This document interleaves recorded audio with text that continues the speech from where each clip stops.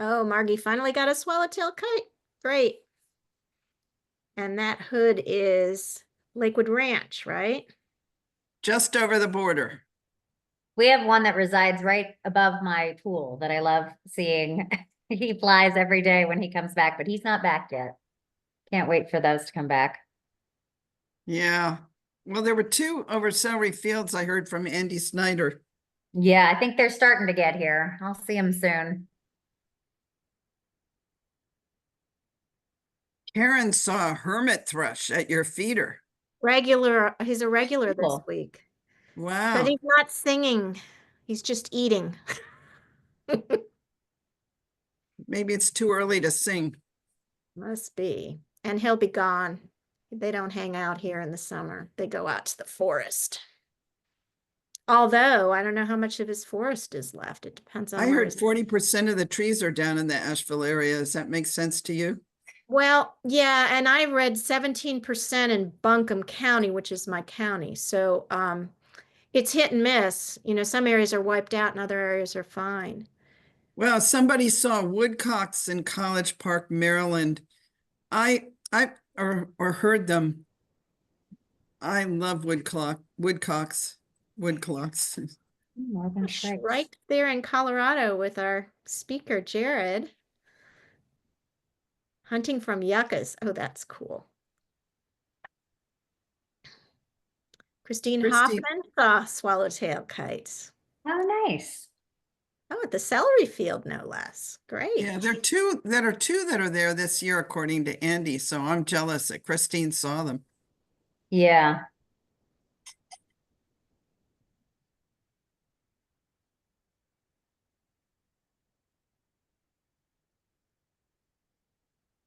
All right. That's it. Not too many have birds this week, this month. We have a pretty big drought in our area just over the border in Manatee County from Sarasota. And the bird population has been very, very quiet. Everything is just sort of dried up, but we had a sprinkle this afternoon. Maybe that's bringing in some birds. Pray for rain here. Yeah.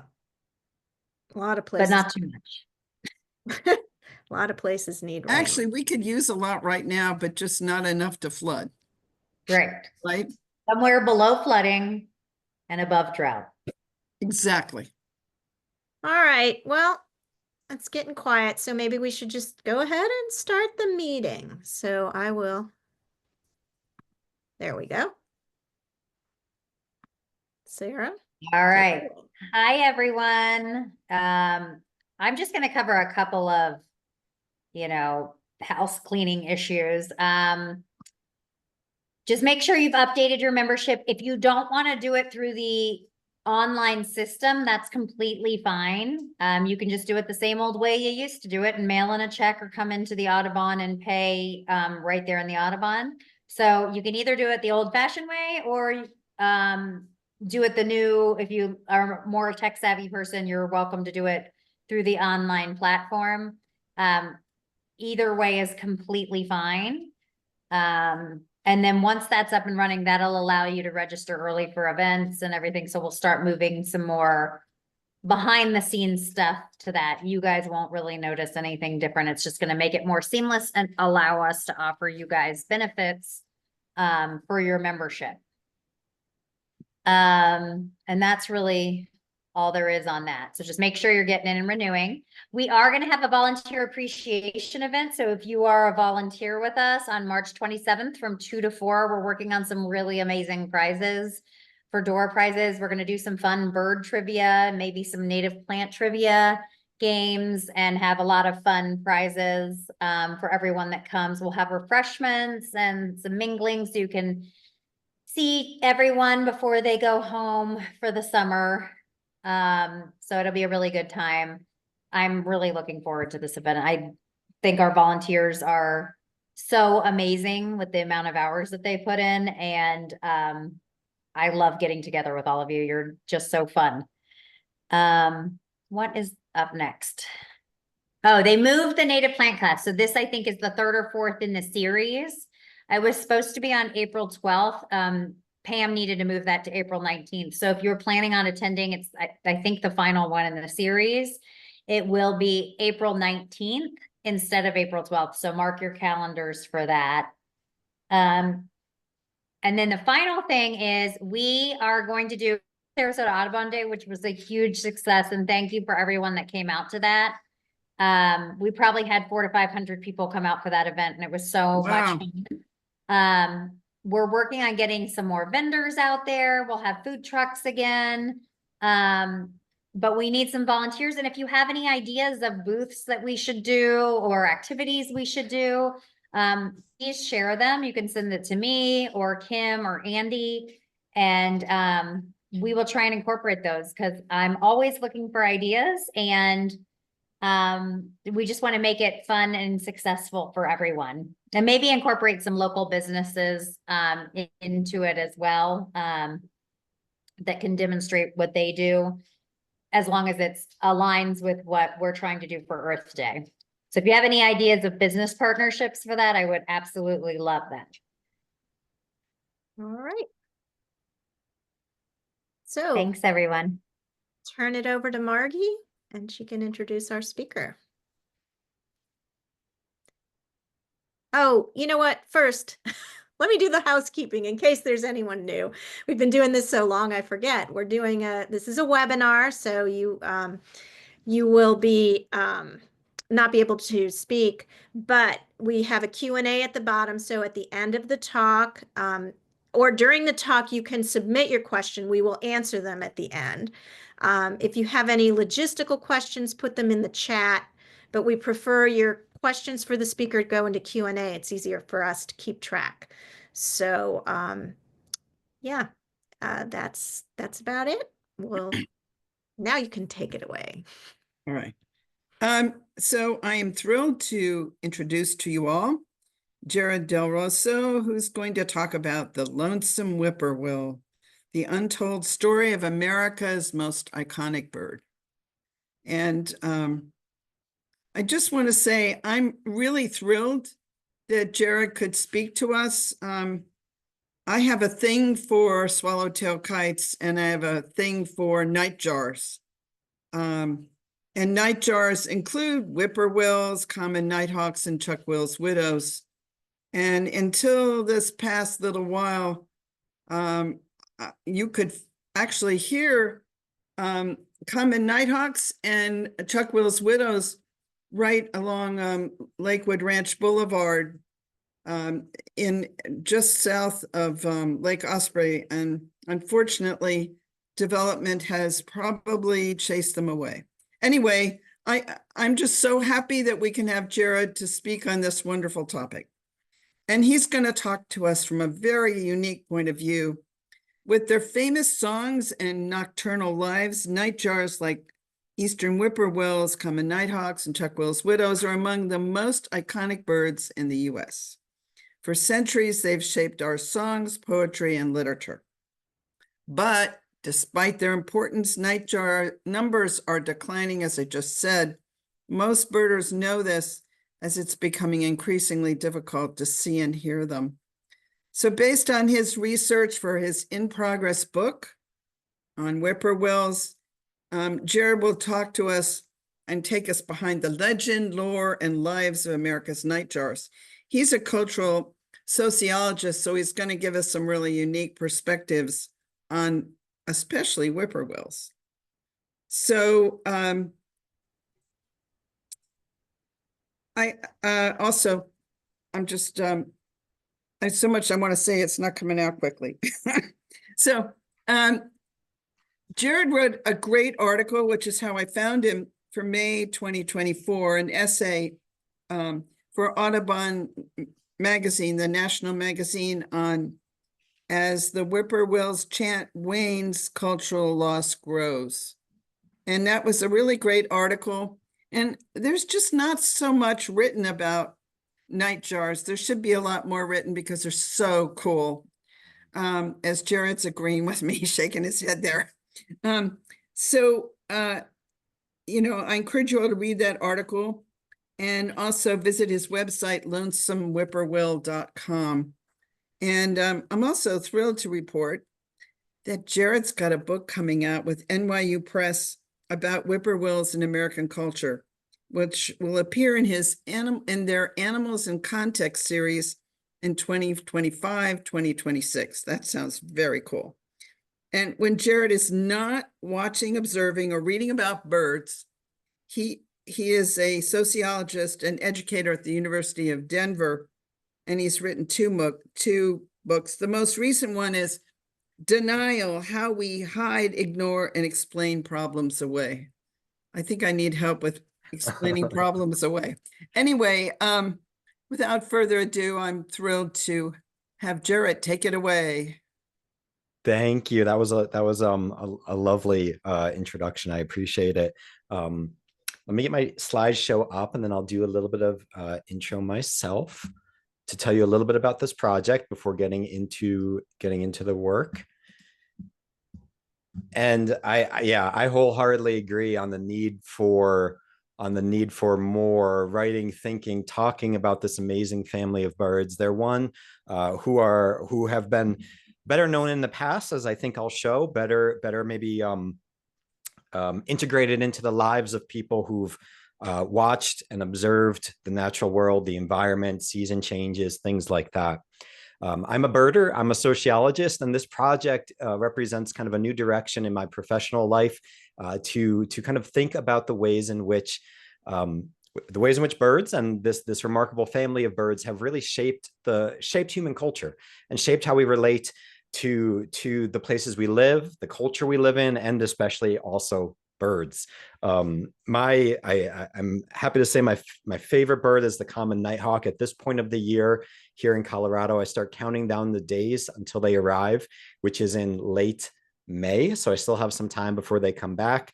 And this project, in a way, is part of it is a way of connecting with their family. As a sociologist, there's so much to tell about this family, especially, but whippoorwills really. And that's my way of trying to connect back to this family of birds. I'm also from the Northeast. I'm from New York State, as I'll show you in a little while. And whippoorwills are present there, but I didn't grow up really knowing whippoorwills. And so this is also kind of a way of reconnecting with the landscape, the environments that I grew up in. So I'm going to tell you about this family. The talk is going to crisscross kind of the cultural aspects with some of the natural history aspects to kind of bring you in touch both with the family, some of the kind of neat things about them, and then also the ways that whippoorwills have really been part of U.S. culture. And I'll begin with their family and their name. You probably know that whippoorwills are part of the nightjar family, which is also called the goatsucker family. You probably know that name comes from a long-standing European myth that the birds came out at night and attacked and suckled female goats, blinding them in the process. Now, this referred to the Eurasian or European nightjar, then known simply as the nightjar. You probably know that mythology. It's certainly not true. These are birds who are almost exclusively insectivores. They have really small beaks. They're not doing anything really to mammals, but just kind of some neat facts that go around that mythology. As far as we know, the earliest record of it is in Aristotle's History of Animals, which was written in 350 BC. It seems like it was a longstanding belief already at the time that Aristotle was writing.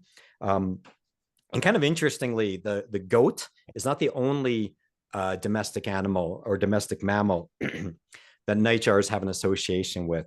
In the 1700s in southern England, there was a belief that this bird, the European nightjar, would strike calves, young cattle, with their beaks and infect them with a disease called puckerage.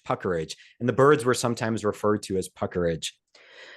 But as I've said, nightjars have incredibly small and fairly weak beaks. They swallow their prey items whole. They were not piercing the skin of cattle. What was actually happening was that a parasitic fly was laying its eggs on young calves, and those larvae were kind of burrowing through the skin of those calves. But interestingly, there's a sense that though this lore is simply untrue, there's a kernel of truth in it, which is that historically, nightjars, the European nightjar, had an association with domestic cattle, domestic goats, because what do mammals on a farm attract, or in a field attract? They attract flying insects. So the people tending to those animals were likely to see these birds around their animals, and the mythology bloomed. It's also of note that this name lingers with us, not just in this common English language named goatsucker, but it's also embedded in the family name and the order name for the nightjar family, which refers, if we go back to the Latin, to the fact that these birds were once known as goatsuckers. So that's part of the history of this really remarkable family, a family with really kind of evocative, sometimes famous, sometimes infamous names. But a name that we don't give a lot of thought to is that name, nightjar. Despite my affinity for nighthawks, despite my work on this project, it wasn't until relatively late in my writing on whippoorwills that I kind of asked myself, what is this name about? What is the nightjar name about? The night is kind of obvious. It refers in part to the crepuscular or nocturnal behavior of many of these birds.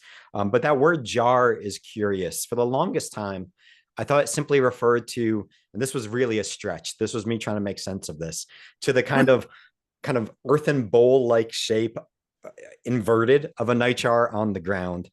But in fact, this name, which has been applied to the entire family of birds globally, refers to the sound of this particular bird, the Eurasian or European nightjar. The word jar here meaning a harsh, inharmonious sound or combination of sounds. The bird has also been called the chur owl, the eve chur, the night chur, and their call is often described as a churring, a deep or low trilled or whirring sound that this bird makes. And I want to play it for you in a moment, but this really differs from some of the birds, some of the nightjars on the North American landscape, birds like eastern whippoorwills, chuckwills, widows, out here in the West, poor-wills, which have a more harmonious, melodious sound. So I'm going to play for you, because this is a sound most of us will probably never encounter unless in our travels abroad we make an effort to hear a night bird. I want to play for you the sound that gave this really remarkable family of birds their name.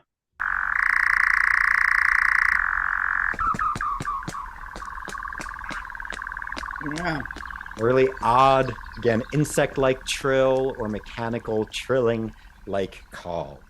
And again, some of those other names, if they had stuck around, would have made this family name maybe even more evocative. A name like chur owl or night chur or jar owl. Here in the US, there are 8 breeding species of nightjars. I've included all of them on this slide. They include the nighthawks, the common poor-will, the wills, and the parakeet of extreme southern Texas. For you all in Florida, you have a couple breeders. You have the Antillean nighthawk, the common nighthawk, and the chuck-will's widow. The eastern whippoorwill overwinters in Florida. And in fact, it's one of the very few places in the US that right now and in 2025, you could actually encounter a whippoorwill. And I thought that was it. I thought that was the whole story until I prepared for this talk, because I didn't know that the lesser nighthawk and a bird of the Southwest actually will spend, some of them, a small number of them will spend winters and have actually been spotted in spring and occasionally in summer in Florida. So I thought that was really incredible. You have 3 members of my favorite family of birds. So that's pretty incredible. To stick with this theme of natural history, to try to bring you close to this family of birds, because they're not birds who are easily seen.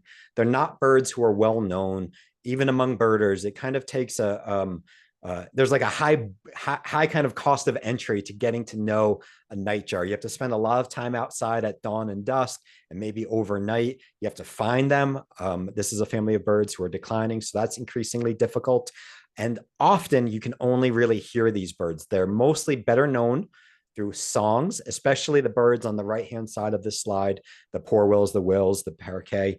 Nighthawks are often seen. So what's this family of birds like? What are they about? And partly their story is a story about their unique, what I'll call superpowers for the sake of our talk. Every nightjar has a superpower. In fact, I believe every nightjar has at least 2 superpowers. These are extreme birds. These are birds of really unique skills, qualities, behaviors that make them among the most special birds that we kind of know. Pretty photo of one. Yeah, this displaying Eastern whippoorwill. So deception is among their many superpowers. I want to talk to you about the superpower of deception. This power has kind of two levels. The first one is their incredible camouflage. I love this image, which I took from iNaturalist, the iNaturalist app. It's kind of a Creative Commons license, so it's usable publicly. It's a really remarkable photo of a bird that's not in the U.S., the freckled nightjar. But what I love about it is how well the dark feathering on these nightjars match their habitat, and then and this is just incredible how well their light feathering seems to match what I think is lichens, but could be lighter colored rock here, but does seem to have the shape of lichens. Like this front bird, you kind of lose the bottom left corner of it as it begins to blend into the lichen covered rocks. Nightjars force us to really go to the edges of language to describe their appearance. One of the words used to describe their feathering is this word vermiculate. I learned it from this book, Nightjars and Their Allies, a really thick and wonderful reference book, a little dated now, but still quite wonderful, by the author D.T. Hollyoak. This seems to be Hollyoak's favorite word to describe nightjar feathering. I had never heard this word before. I had to go to my dictionary. It means marked with irregular lines, but it has another meaning, which is more evocative, and that's worm-eaten. This is especially apt for the feathering of the Eastern whippoorwill, and I'd say the chuck-will's widow as well, birds of forest floors in the east of North America, a bird that would live in a world of worm-eaten things, its feathering mirroring that worm-eaten habitat. This is a rare word. I think it's actually rarer than actually encountering a nightjar. Spotting a nightjar is encountering this word. Unless you're reading Hollyoak's book, you'd have to read at least 40 million words to encounter it a single time. That's according to the Oxford English Dictionary. So it is by no means a common word, unless, again, you're describing an Eastern whippoorwill or a nightjar. To show you what this vermiculate feathering looks like, here are some primary wing feathers of a female Eastern whippoorwill. They kind of look like, owl, maybe even hawk feathering, kind of look like brown on orange brown or orange brown on brown with some barring. But when you get close to those upper splotches, you see how they really break down, and they really do look like these worm-eaten paths through the bird. With that, I want to just read a little bit. I'll just read a paragraph here from my book, my own thinking on the effect of this feathering and the difficulty we have trying to put it into language, because this is a word, as I'll say, that relies on imprecision. So I'll read for a moment here. It is nearly impossible to call up an image of a whippoorwill from a description of a whippoorwill. The upper parts of whippoorwills are, according to the Birds of the World account, minutely speckled brown and streaked blackish brown. There is, and I'm quoting here, an irregular central stripe of black down the back of whippoorwills. In an account of just over 300 words, a heap of descriptive words appear, and often multiple times, to characterize the patterns of whippoorwill feathers and the contours they form. They are speckled, freckled, flecked, irregular, indistinct, streaked, spotted, scalloped, and barred. Ish, as in brownish, blackish, whitish, grayish, appears as a qualifier 16 times. How effective is the whippoorwill feathering? Eastern whippoorwills, with their closely related relative, the Mexican whippoorwill, are just 2 of the 3 extant species in the U.S. represented by more audio recordings in the Macaulay Library than photographs. The vast majority of birds in the Cornell Macaulay Library are represented by far more photographs. Most of us are taking photos, not audio recording birds, but the Eastern and Mexican whippoorwill, and I believe it's the black rail, or just the 3 extant species who most people are going to record and never photograph. Wow. So why do most of these nightjars, why do all of these nightjars need such extreme camouflage? The fact is many are ground nesters and they use their camouflage to kind of cover up and hide their eggs, which are just about the only thing about these birds that look like something that that a non-birder would imagine if we describe them. So their eggs look like eggs, but a whippoorwill on top of eggs and a whippoorwill incubating eggs or roosting on eggs is going to really hide the presence of those eggs on the landscape. As ground nesters who don't rely on the strength of a mobbing flock like some other birds do, who don't themselves move quickly on land, they have relatively short legs, they're described as waddling, who have small beaks, are kind of moth-like in flight, hiding, relying on deception to blend into the landscape is an incredibly important quality to have. And it makes it one of their superpowers. But deception is not just about camouflage. Sometimes you have to, a whippoorwill, a nightjar has to emerge from the landscape. And when they do, they rely on a different form of deception. They go from blending in to looking like threats. These are birds who, again, are not especially quick, not especially powerful flyers, have small bills, small legs, but they can look the part of something that is fairly frightening, actually. So I'm going to show you a series of really remarkable videos that biologists who work with the species have been generous enough to share with me. So we're looking at a scene of a forest floor with a white-tailed deer in it. White-tailed deers, putting aside the sort of peaceful stereotype we have of them, have a couple different ways in which they relate to whippoorwill and nightjar populations. You might know that they change the structure of forests through their so-called overgrazing, because these are birds, mammals, that especially in the Northeast are incredibly populated, and their grazing will clear forest floors. But they've also been documented grazing opportunistically on whippoorwill eggs and whippoorwill young. So they would be perceived as a potential intruder or threat. And I've been stalling to see if you could spot the whippoorwill. I've put a circle around the tail, so watch that spot as the deer approaches.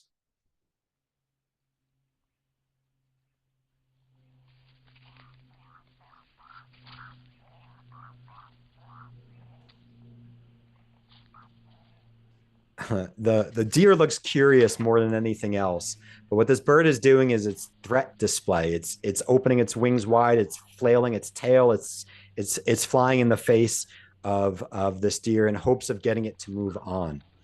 Whippoorwills also engage in the deceptive kind of feigning injury type behavior, which you might be familiar with killdeer as displaying. Somewhat common among ground nesting birds. They'll pretend to have a broken wing and kind of flop around the ground to lead a potential intruder near eggs or near young away.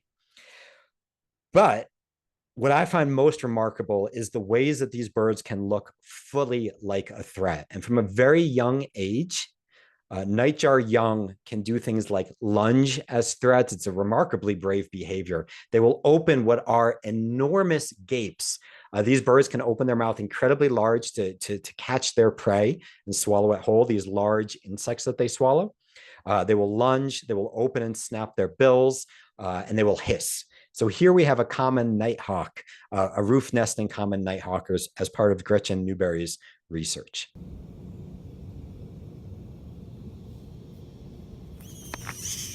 So you can hear that hiss. You see that mouth open wide.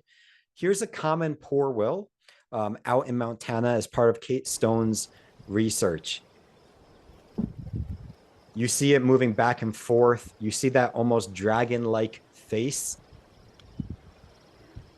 The tail spread wide, the wings spread wide, a bird looking much larger than it actually is, and then the mouth opening, the gape opening, and the hiss. So these are kind of threat displays that are meant to get a potential intruder to their ground nesting and ground roosting site to essentially to leave. So that is that first superpower of nightjars. I want to share with you the fact that all nightjars, I think, have a second superpower that makes them unique as a species, that makes them special as a species. I'll start with my favorite bird, the common nighthawk. Here's a photograph of one I took perching along the Mississippi River in St. Paul, Minnesota. I doubt you need the circle, but there it is. They can blend in pretty well, but on their moderately high to high perches, they have a little bit less need for truly blending in, but they still are a hard bird to see. They were first reported nesting on roofs, gravel-covered roofs, so roofs covered in gravel in 1869. Some of their decline, and they are a bird whose population has been declining, has been linked to the decline in the use of gravel on rooftops. More often now, synthetic materials, plasticky materials are used. But even so, even when they were using even when they were nesting on rooftops, it was becoming incredibly difficult business, incredibly hard work, as Gretchen Newberry shows in her book, The Nighthawks Evening. Nesting in close proximity to people means that nighthawks are vulnerable to all sorts of intrusions, including especially projectiles like fireworks landing near them. But they're also vulnerable to predation. Corvids, especially, can find nighthawks when they're nesting on rooftops. Newberry also documents even mourning doves, like white-tailed deer, a bird that we don't think of being potentially predatory, but she saw mourning doves surrounding a nighthawk nest, and then she found the eggs gone. Roofs are incredibly hot places too, as you can imagine. They're usually fairly open, but especially in a warming climate, they've become incredibly challenging places for nighthawks to nest on. When I bring this project to Colorado audiences, I talk about the superpower of whippoorwills, which is torpor. They're the only bird documented to go into long-term states of torpor. But I want to tell you about the bird that breeds near you, the chuck-will's widow, because they are a bird who kind of contradicts what makes the family. Nightjars are usually described as exclusively insectivorous birds. Chuck-will's widows have been documented eating a range of other things, most notably songbirds, especially migratory warblers. Apologies, that moved ahead on me. Especially migratory songbirds. So here you see a list of the range of birds they've been documented feeding on. This is knowledge that goes back at least to Audubon, but it's not well known, I don't think, among birders and people today. I'll point out too that much of this research took place in Florida. It's based on both observations of chuck-will's widows engaging in this kind of hunting behavior, but a lot of it is based on the dissection of specimens of the birds. What's in their stomach? What are their stomach contents? That's what Audubon found. That's what a lot of this work found. I'll point out that this first direct observation by Gerald and Abbott Thayer is especially interesting. The Thayers are better known as artists. They revolutionized the study of camouflage, in part through their work of natural observation, including of nightjars. But in 1899, they observed a trio of chuck-will's widows hunting from a boat that was traveling between Georgia and New York State, where they lived. And I point this out because nightjars are occasionally seen over water, but it's relatively uncommon. I mean, nighthawks are, but chuck-will's widows less so. And Margie had a great story that she shared with me about seeing these birds over water on a pelagic trip recently. So this is a really remarkable thing that this bird can do as one of the larger nightjars. All of this brings me to the bird I'm writing my book on, the eastern whippoorwill. A medium-sized nightjar, but a bird who's relatively small looking in the hand. I had the good fortune of going down to Missouri to follow some scientists who are studying the bird, and it struck me as about the size of a robin in the hand. I want to share with you just the kind of basics that as birders, we rely on that range map. You can see the blue markings for overwintering. You can see it being present throughout much of Florida. I'll say a little bit more about that in a few minutes, just in winter, but then really breeding up through the kind of mid-Atlantic, up into New England, southern Canada, up into kind of like mid-central Canada. So it does have kind of an extremely northern population. A bird of the forest floor. It nests on the forest floor. It largely hunts from the forest floor, though it will also hunt from low to mid-level branches. I do want to share with you just a little bit of what's happening in Florida. This is not my work, but this is work being done through the Ward Library, Ward Laboratory of the University of Illinois Urbana-Champaign. This is the laboratory who I was able to kind of shadow some of their graduate workers and field crew down in Missouri when they were doing their work. And this photo by David Edlund is based on his research into overwintering work in Florida. This is emerging as an incredibly important field of work because little is known about the overwintering populations of whippoorwills, what they're up to, what are they eating, really importantly, where are they going? So they've begun investigating the winter ecology and migration of this bird. They're doing point counts, GPS tagging, fecal collection, habitat surveys, and insect monitoring so they can know where this bird is headed and what it's up to when it's in Florida. David Edlund, the graduate student who's doing a lot of this work, just asked me to give a shout out to you all and to eBird, saying that they're hoping to use some of the eBird reports. So if you do have encounters with whippoorwills, you have like maybe, I think like a month and a half this year before they end up farther north, that you do post those things to eBird if you're willing and comfortable to do so. And I think one of the things that they're really excited to find out is where is this population of birds migrating to. So they've tagged about a dozen birds and they hope to get data from that soon. And I will say I have a monthly newsletter through my website that I just give some updates on my book. One of the things I've been writing about is where are whippoorwills right now. And for much of January and much of February, the only place that you were seeing reports of whippoorwills was in Florida. So this is an incredibly important place at this time of year for the birds. With that in mind, I want to share with you what I think is the whippoorwill's superpower. That is that they are lunar philic. Now, many nightjars are lunar philic in that they organize much of their behavior to the cycles of the moon. That's what lunar philic kind of means, syncing or organizing behavior to the cycles of the moon. But the whippoorwills seem to take this, or at least we've documented it to a greater extent with whippoorwills, to a really impressive degree. They've been known and documented as timing their reproduction to the full moon cycle so that their eggs hatch a few days in some cases, or in many cases, a few days before a full moon. They also sing more vigorously during a full moon. There's some documentation that the northernmost populations of whippoorwills can time their fall migration to the cycles of the moon. Much of this has to do, and this is kind of what biologists studying these birds have hypothesized. Much of this has to do with how these birds hunt. They hunt from relatively low perches or the ground upward at their flying prey of relatively large insects and relatively large moths. And so if you can imagine a bird hunting upward, a moon in the sky lighting it, brightly lighting it, would be able to hunt a little bit more vigorously. They'd be able to hunt more effectively because they'd be able to see their prey items a little bit better with that bright light of the moon. So those periods, about 3 or 4 days before a full moon and 3 or 4 days after a full moon, are incredibly important for hunting. So if you think of this bird trying to feed its newly hatched young, you'd want to, in many cases, be able to do that when hunting is best, and the full moon often provides that. I've told you they sing more vigorously under a full moon. I've increasingly found myself organizing my life more and more by the full moon cycle. And so my newsletter generally goes out around the time of the full moon, which is upcoming this month.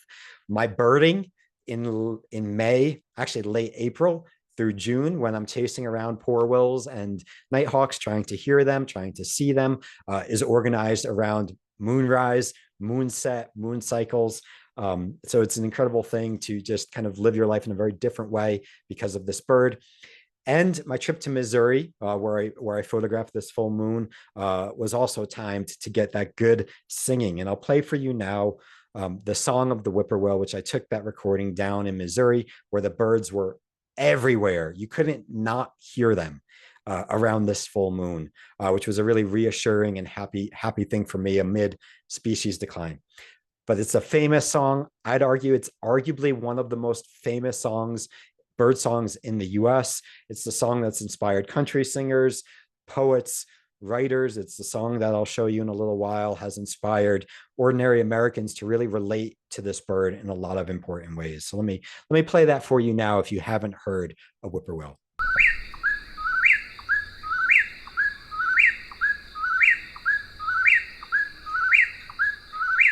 repetitive, over and over.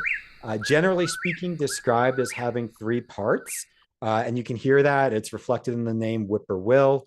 I'd also point out that in many languages in which the bird is named, it's named for its song. Again, this is a bird you're going to hear and not really see. So that song is really important. And most languages represent it as having three parts. But if you listen carefully and you look at your field guides, they'll sometimes tell you that the song actually has four parts, that middle syllable poor actually is more like poorer. It kind of sounds like it has two parts.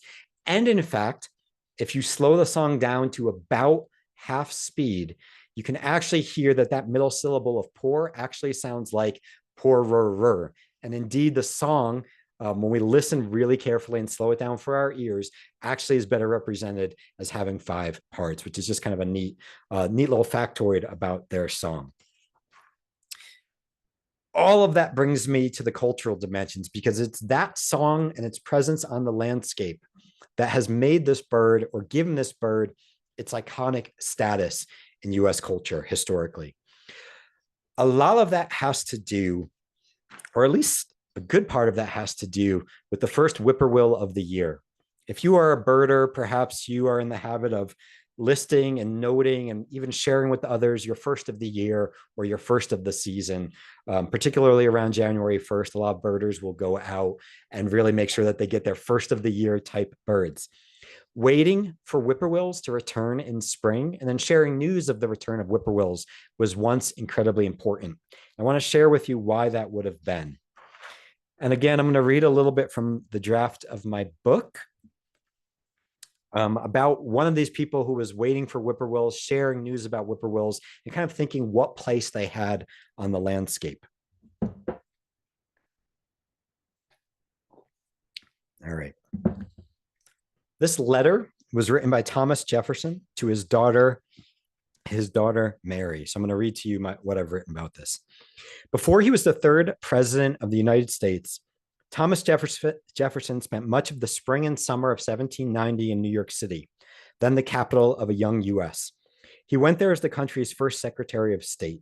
In his few short months in the city, Jefferson established the country's first patent office, negotiated the Compromise of 1790 with James Madison and Alexander Hamilton. Amid this, Thomas found time to write his daughter Mary, keeping score of the letters he sent to those his obviously overwhelmed daughter penned in return. He writes, "You now owe me 4," in one late summer message, "and I insist on you writing me one every week till you shall have paid the debt." In one of the letters, to which Mary didn't promptly reply, Jefferson reported on the arrival of birds and the ripening of fruits in New York. "We had not peas nor strawberries here till the 8th day of June," he wrote. And then he reports, "On the same day, I heard the first whippoorwill whistle. When had you peas, strawberries, and whippoorwills in Virginia? Take notice hereafter whether the whippoorwill always comes with the strawberries and peas." What Jefferson was engaged in is what we call phenology.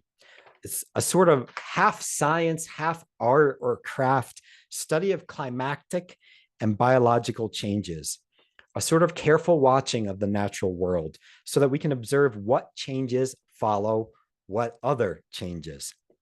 So with the whippoorwill, the arrival of the bird in spring came with its own announcement. The bird would sing loudly and suddenly the woods would fill with its song. The bird was once far more common on the US landscape, the Eastern American landscape, and many people were much more familiar with the bird. And they waited, like Jefferson did, to hear it, and they would look for signs, and they found signs of what would happen next. I'll point out that Jefferson probably got his timeline wrong. Whippoorwills returned to New York far earlier than June, usually April and May. What probably happened was he mistook his first whippoorwill of the year with the first whippoorwill of the year, but he was, again, kind of tuned in to this watching of seasonal changes with the whippoorwill at the center of it all. And so what did the whippoorwill indicate?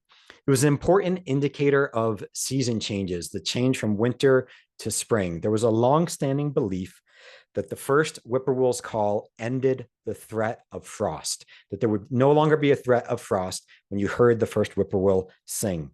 This was a long-standing belief that early English writing naturalists documented as originating in indigenous beliefs. So it was attributed to an unspecified Native American tribe as early as 1778 English language naturalistic accounts.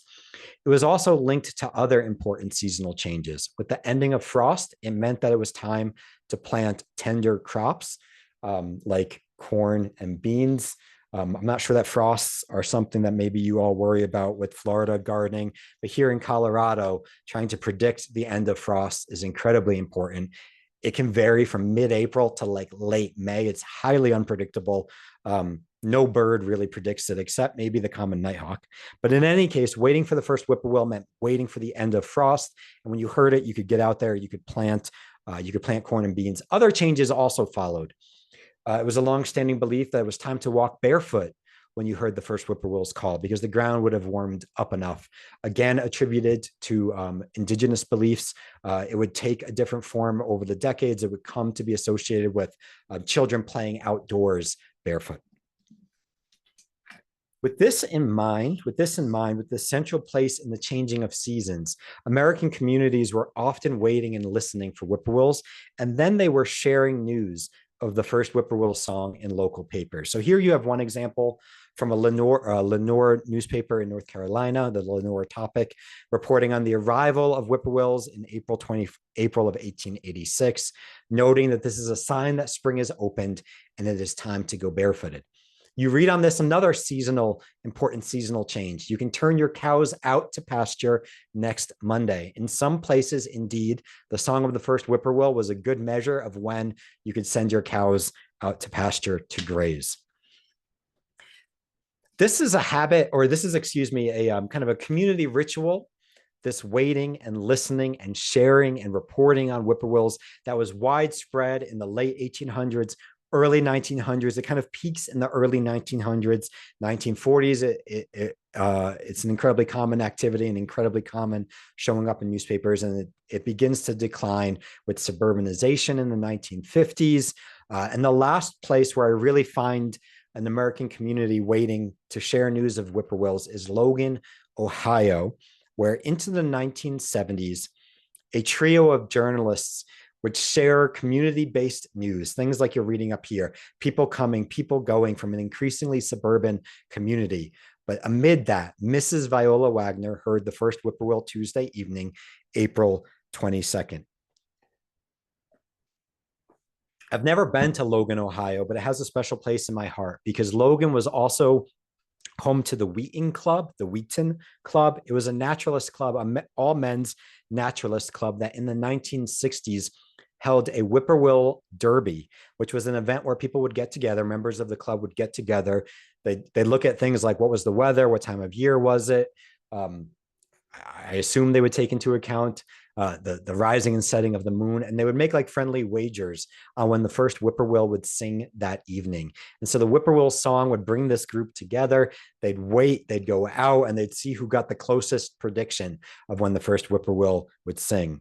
It's my hope that maybe our birding organizations will start holding nightjar derbies for the nightjars that are in their community, where we can come together, learn something about the seasons, learn about the environment, make predictions, and go out and listen. People also generated even more personal, really deeply personal rituals around the first whippoorwill of the year. So my favorite was reported in the early 1940s by the United Press. This little article kind of circulated widely through US newspapers. I've counted it and found it in over 24 newspapers across the Northeast and central US.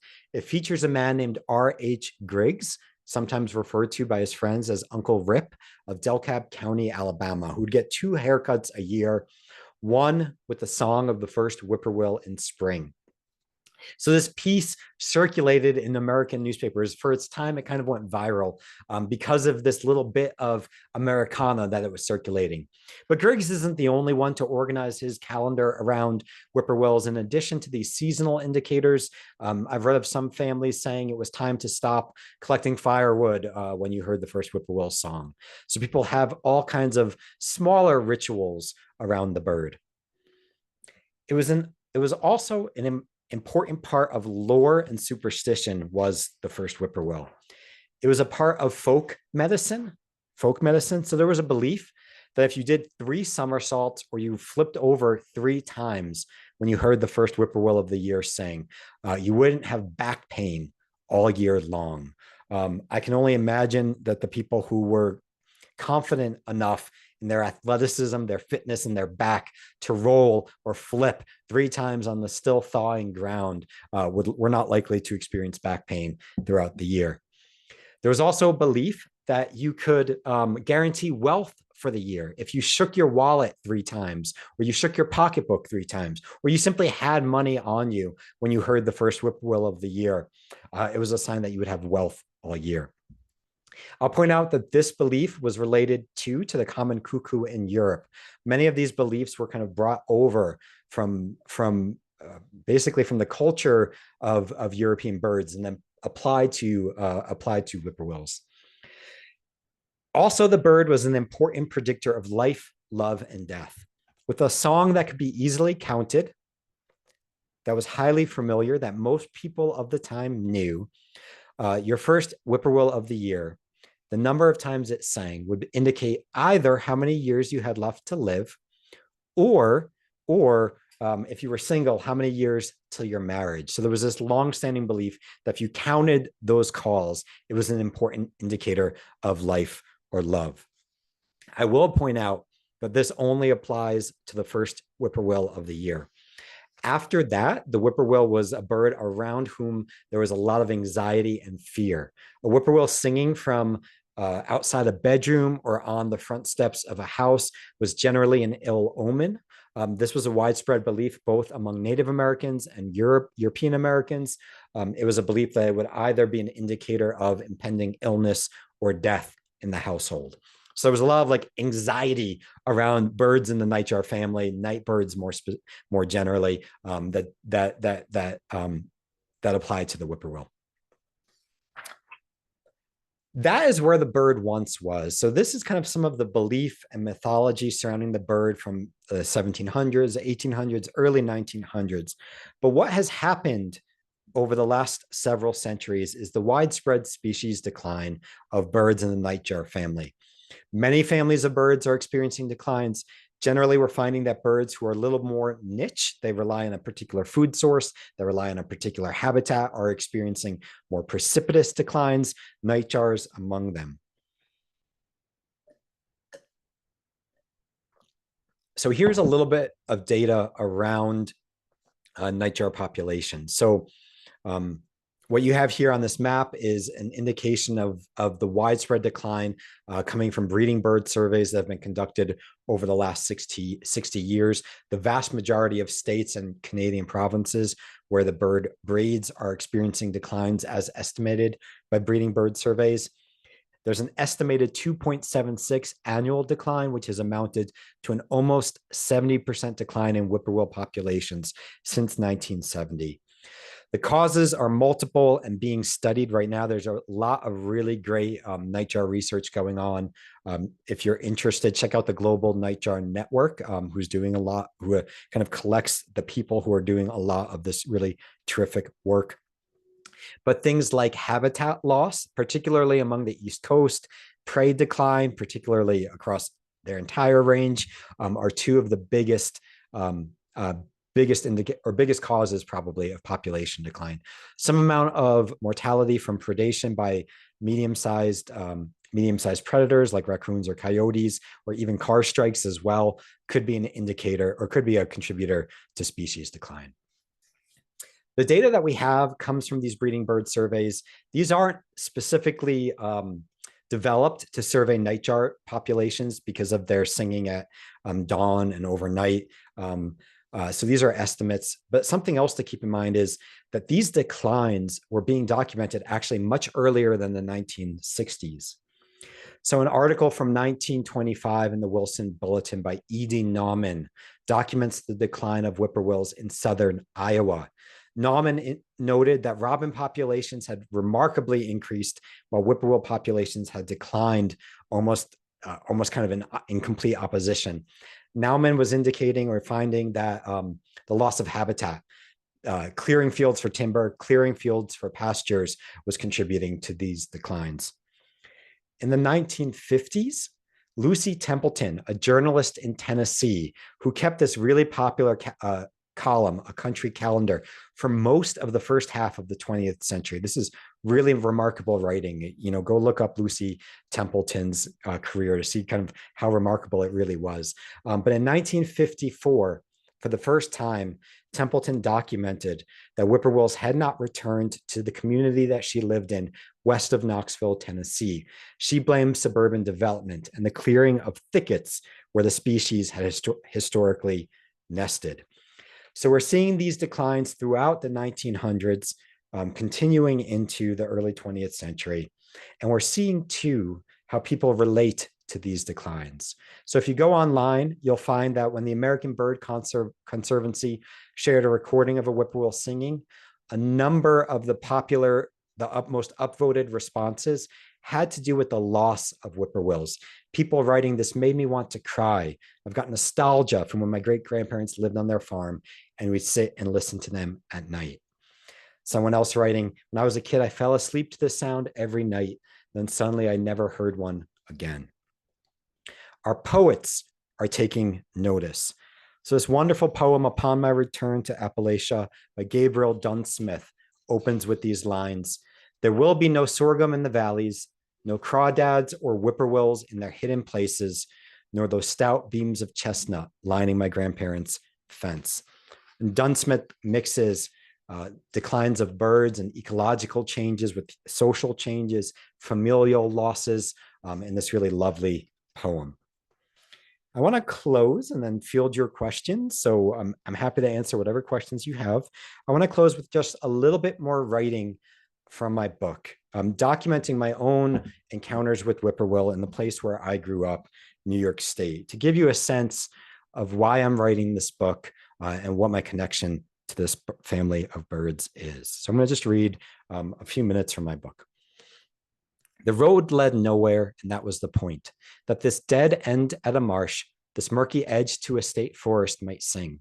Transmission towers marked the frontier between wetlands and woods. Moths rushed my rental car headlights. Stepping out, mosquitoes rushed me. I drove there alone after spending the previous evenings on suburban roadsides with my youngest brother. We listened for a pattern amid the early September songs of frogs and cicadas, barred owls, and passing traffic. If you have ever sought a bird, you know what hope can do. We deciphered every sound twisted by distance, tree cover, and that hope. Hands cupped to ears, we asked, "Whippoorwill, whippoorwill, whippoorwill?" Distant dogs answered, televisions too. But night after night, stop after stop, whippoorwills eluded us. The absence of the birds might only have been their late summer quiet. It was a quiet I knew to expect when planning a trip from Colorado, where the birds aren't, to New York, where they are supposed to be. Or else the whippoorwills weren't there in the places I sought them. When spot after spot turned up silent, not truly silent, but absent of the sound I traveled 1,800 miles to hear, I consulted the now decade-old maps in the New York State Breeding Bird Atlas. Produced by New York's Department of Environmental Conservation, the maps show where volunteers documented nesting birds during 2 previous survey periods. The first took place from 1980 to 1985, the second from 2000 to 2005. They span my own time in New York. A child of the 80s, I adventured around the forested yard, exploring a modest nature trail we cleared in the woods behind my home. In 1999, I left for college, having neither heard nor heard of whippoorwills. In New York, whippoorwills were widespread in the 1980s. That decade's Breeding Bird Atlas shows this. Potential nest sites dot much of the state. By contrast, the 2000 map looks unfinished. Vast portions of the state are simply blank. It is a cartography of loss, as much as a map of nesting birds. Virtually undetected they are from the eastern edge of the state, where my youngest brother lives with his partner and young child, who learned to imitate the bird's song, though she had not yet heard it. Missing they are from the southern tier bordering Pennsylvania, where my mother-in-law grew up hearing whippoorwills. And thinned out they are from the counties where I grew up, Sullivan and Orange counties, where the species holds on in protected forests and less densely settled mountainsides. These are places where the legend of whippoorwills was made. Washington Irving had the bird frighten Ichabod Crane in his 18th century ghost tale, The Legend of Sleepy Hollow. On the other side of the Hudson, John Burroughs counted what's thought to be a record in whippoorwill endurance, a bird repeating his name 1,088 times without a break. Today, to count a whippoorwill call in the Hudson Valley of New York, you have to drive nearly an hour away from Burroughs' cabin to Sterling Forest or Fonsdock State Park. And even then, you might have to do what my brother and I did, park on the side of a road and listen through the sound of passing cars. But now my hope to hear a whippoorwill had me swatting mosquitoes and admiring power lines on that dead-end road in early September 2023. Odd, but not surprising, I should find myself there. The transmission towers opened the forest. The ground below them was kept clear of large trees. This is habitat that whippoorwills especially love.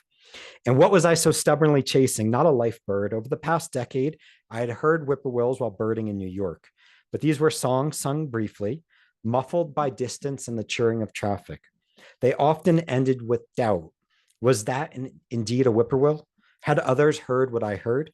At the right place, now in the wrong season, I was after a song more definitive. Maybe I was chasing belief. I wanted a whippoorwill to convince me that the icon was still an icon. I wanted to hear what others had once heard, the incessant song, not a single call, the unmistakable song, not doubt amid decline. That hope, after a week without the bird, brought me to that dead-end road. And here they were. I heard them even before I quieted my car's engine. These whippoorwills asked nothing of me. I did not need to cut my ears and strain. They were out there, somewhere along the frontier where the woods opened, close to. Their calls ran together, the phrase we use for it breaking down. Not whippoorwill, but more than that. I want to thank you for your time today. If you want to learn a bit more about my book, you can head to my website, lonesomewhippoorwill.com. You can also email me. I would love to hear nightjar stories that you all have, experiences you've had, encounters you've had. So please feel free to email me. I'm also happy to field whatever questions you have. On the cultural side of things, I can do my best with the natural history of the bird. So anything that you want to ask about, please feel free to. I'll leave this up for a minute and then I'll stop the share in a second.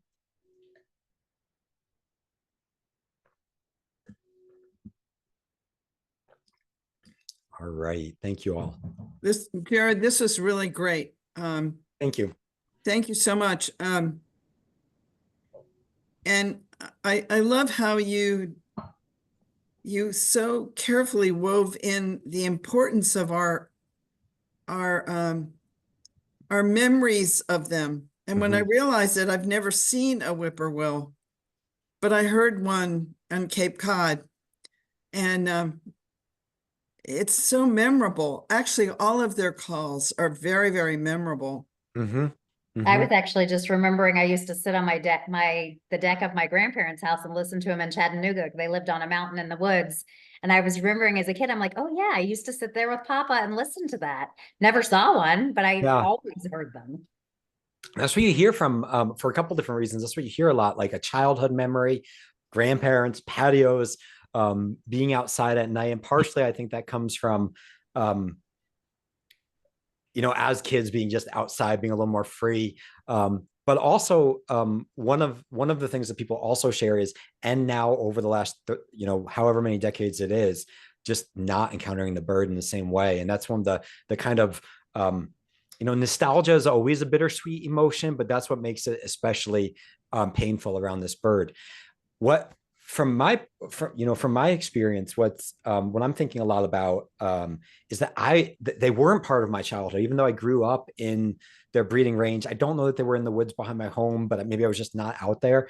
And so I'm seeing all these accounts and just kind of wondering, like, what did I miss? Why did I miss it? Yeah. And so I've got a different kind of memory. And now for me, it's like refinding the song, thinking about that, and hoping that my nieces and nephews can grow up with it because they're all up in New York. So Are there some simple things that we as a chapter could promote? I know the gravel rooftops sounded like a big one, but are there other, I tried to go to the website that you listed to see if they had like a checklist of things that we could promote in like our newsletter, like if you sure. do these things, it would help their habitat. Yeah, so you all are in a kind of an interesting position because there's not a lot known about what kind of habitat they're overwintering in. And so obviously conservation, like we've already talked a little bit about development and the threat. And I know you've done great work around the celery fields among the on that. I think that the global nightjar network, they don't have a checklist. There's a website called, I believe it's youngforest.org, but it might be Young Forests. So just Google it because I don't actually know the address. But that's more in that, like, that's more in the breeding range, like north of you all, because whippoorwills do require this this mix of early succession and mature forests. And in a lot of places in the Northeast, all the forests are middle-aged. They're all like evenly heighted trees. And so like this organization, which is kind of more like a network of young forests, they have some great resources on what people in these areas can do. I would say, follow the Ward Library on Instagram and just keep an eye on what they find with the Florida birds, because the science there is a kind of step or two behind, not because people are getting to them late. The breeding birds are a lot easier to study because they're singing. The birds in Florida, the whippoorwills at least, aren't singing as much. I mean, I think a good question for you all is the chuckwills, widows, and the nighthawks. Yeah, and some of I the things agree. that they need to, and conservation foremost. I think the great work around native plants is also really important. Whether that has an effect in our backyards is kind of an open question, but generally getting the word out on those things is important. Yeah. Just for everybody's information, there was a whippoorwill heard and reported for the last speaker about a month ago. And I know where it was, but I'm not at liberty to say, but it was just an older neighborhood in Sarasota, south of University, with a lot of old trees, and especially old pines, which are slash pines here. And Duet Bear Bay Road in Manatee County had last year, and I didn't check this year, reports of whippoorwills February 17th and February 24th. And I went there and spooked myself silly driving up and down the road with a gorgeous full moon, and it was really out in the country, but unfortunately we didn't hear them. Yeah. I saw some reports at Lakeview Park, which is really close to Celery Fields too. That's right there off of Proctor, east of the interstate. That's why I was curious, because if they're in this area, we could probably do some stuff at Celery Fields to help. Yeah, and I'll say that one of the things I admire so much about the biologists doing this work, part of it is these are incredibly hard birds to find in the first place. But that feeling, like I felt it being out in Missouri, driving around, even going back to New York where I grew up, not knowing the roads where I was on, like to listen for a nightjar sometimes takes a small act of courage to be out at that hour. Yeah, or at least don't do it alone if you're a lady, or if you're a woman. But I can tell you that it used to be, and you can check my eBird reports because I've been checking, but until just last year, we were hearing common nighthawks along Professional Parkway and Lakewood Ranch Boulevard, and common nighthawks. And that it's just in the past 6 months, it's astonishing how much they've slashed and developed and cut down that low brush, which is so signature to this part of Florida. I do think If you drive on Richardson Road, which is north of Celery Fields, Mhm. runs parallel to Fruitville. And if you drive slowly, because there are deer along there, you might hear common nighthawks and possibly Chuck-will's widows. Okay. And Uh, check, John Grosskopf, as I told Jared, has reported a possible residential lesser nighthawk in Palmer Ranch, which is a very rare bird. We have a couple questions, it looks like. Yeah, I, you have a lot of compliments, Thank you all. which is certainly, I can vouch for that. But Chantal Perot says, this is wonderfully informative and entertaining. Your writing is beautiful. Thank you. Anjon Zhao, what a wonderful presentation. Thank you so much. Christine Hoffman, I enjoyed this so much. 20 years ago, I was fortunate to attend an RSPB night walk into Bleanwood, Canterbury in my native UK, hearing and seeing many nightjars. Oh, how cool. Yeah, and I see a couple questions in the Q&A Yeah, there's as Q&A well. questions. And I'll do my best to answer them. I mean, as a sociologist and not a biologist, but a birder who's been talking with some of the people doing this work and trying to read their reports, I would wonder to Naomi's question, which is, we used to have whippoorwills at our cottage more than 30 years ago. Then they would repeat hundreds of times their calls. Now we have an occasional whippoorwill. We only hear them repeat a few times. Why do you think that is? Without saying that I know for sure, my best guess would be with possibly species decline, that if there are fewer whippoorwills on the landscape, the singing is kind of a territorial behavior. And so if they're not actively competing with other males who are singing, they might not have that need to sing as vigorously. I don't know that for a fact, but that would be my best guess. And that's kind of been my experience in New York State. When I hear them in the spring, it'd be one bird singing his name a few times. Out in Missouri, where you couldn't turn a corner without hearing yet another whippoorwill, and there were also Chuck-will's widows on the landscapes, all night long under that full moon, where they calling their names. You'd go inside, you'd still hear them singing. It would be early morning, late night. They were singing their name. And that had to do with, I think, the presence of these birds, the number of them defending those territories. Cynthia asked the question, is there any impact of artificial lighting on nightjars, lighting, excuse me, that we are aware of? So I can't answer that question fully, but the little bit that I do know is that's actually kind of mixed, because a bird like the common nighthawk, who is a bit more comfortable in urban and suburban locations, has been documented feeding around lights, which are attracting insects. And one of my favorite encounters with nighthawks was in a kind of dimly lit field, standing amid the streetlights, and the birds circling. They're mostly birds of dusk, but these birds were out at night because they had some artificial lighting.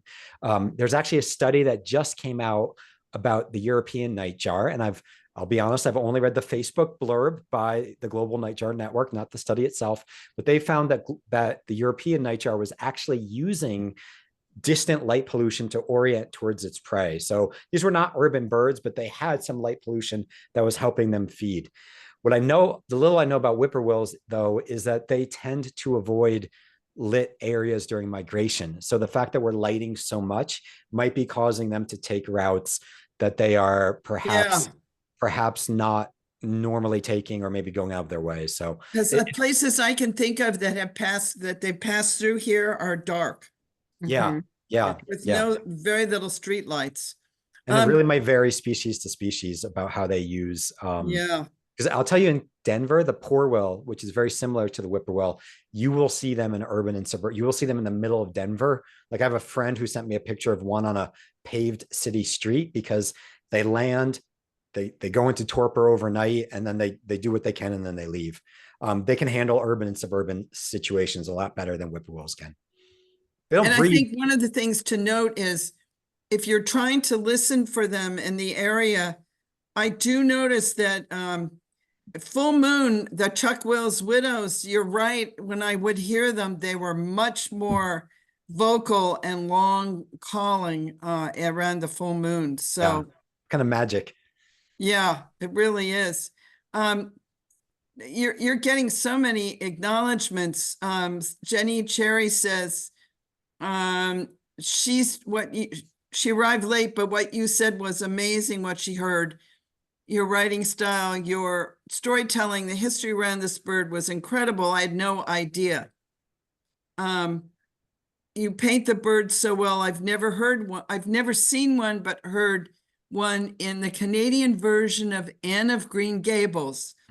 The last episode Oh on my Prince gosh. Edward Island. It was a lovely conclusion. I'm gonna copy that Yeah. reference. I The wasn't Canadian aware of version. that reference. I mean, the number of places where there are references to this bird. Little House on the Prairie. There was a once famous song called the Whippoorwill song. It was about like two young people meeting together in the summer when they heard the first Whippoorwill song. I think it was pretty popular in the late 1800s, but that song makes an appearance, at least in the writing of Little House on the Prairie. Early 20th century movies occasionally featured it. So, and it still shows up in horror fiction. I've got an article online about that. I don't have the link handy, but if you Google like Stephen King, Whippoorwills, and my last name, you'll probably find that article. His vampire writing often has a whippoorwill appear. So somebody said, Lori Hop said she saw a Chuck Will's widow on Siesta Key north of Turtle Beach. That's amazing. So that's great to know. And it might have been migrating, but in any case, I'm so grateful for this talk, and I can't encourage everybody enough. It's almost like I feel kind of sad because last year I could have actually done a night walk based on how often I heard the common nighthawk. And 2 years ago around this time, I could have done a night walk with Chuck Will's widows as well. So they're definitely declining. And here, Jared and everyone else, totally due to out of control development. Yeah. Well, and Sarah, that brings me to maybe something else that an organization like yours could do, which is raising awareness of just the presence of the bird. A lot of people, even in birding communities, they're not well known because they are difficult to encounter, not just because of their numbers, but also because of the difficulty. Like it's not easy. It's not easy finding them sometimes. And I think one of the things that you find is that fewer and fewer people engage or know like the common birds even, but this is a niche bird of niche habitats. It's also a niche bird of our culture. So just raising awareness, I think, of the presence of them, some of the challenges they're facing, but also how amazing they are. I mean, everyone loves owls. These are harder birds to photograph for sure. But when you see a photo, you're looking at the coolest little weird bird that doesn't look like a bird. So they could there's some good PR to do around the nightjar family, I think. That's a great idea. I hear what you're saying, but I also want to say that I'm so glad you're doing this work because the number of people that have become birders, especially since the pandemic, is outstanding and stunning. And what's fascinating is when you read reports of them, everybody is so much happier because they're outside birding. It's astonishing and very important. And I just want to say, to acknowledge you, Jared, and try to get a good speaker to talk about nightjars. There's one other person, but she declined to talk. Okay. So thank you so much. Not only did you do a great job, but you're so valuable because we don't have enough people talking about them and publicizing them. So get his book. Thank you. Thank you. And we can definitely promote the recording that people can. Yes, definitely. Can watch this. Yeah. We don't do all the time, but this one is definitely worth the absolutely. Absolutely. So I can't thank you enough. Thank you all. You're so welcome. And to just segue, we have the McQuaids, Dave and Barb, coming back next month.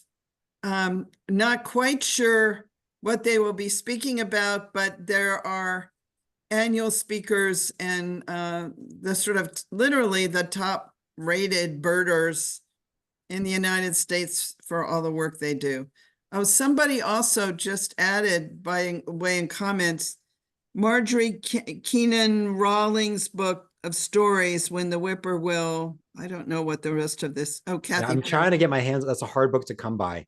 I've only seen like I have to look in my libraries, but I've only seen like first editions that cost a remarkable amount of money. I've read a romance book called Whippoorwill. Like there's a Smurfs episode called The Last Whippoorwill. There's if you look around the culture, you'll find it. So I love getting my hands on that. So I'll make a note to.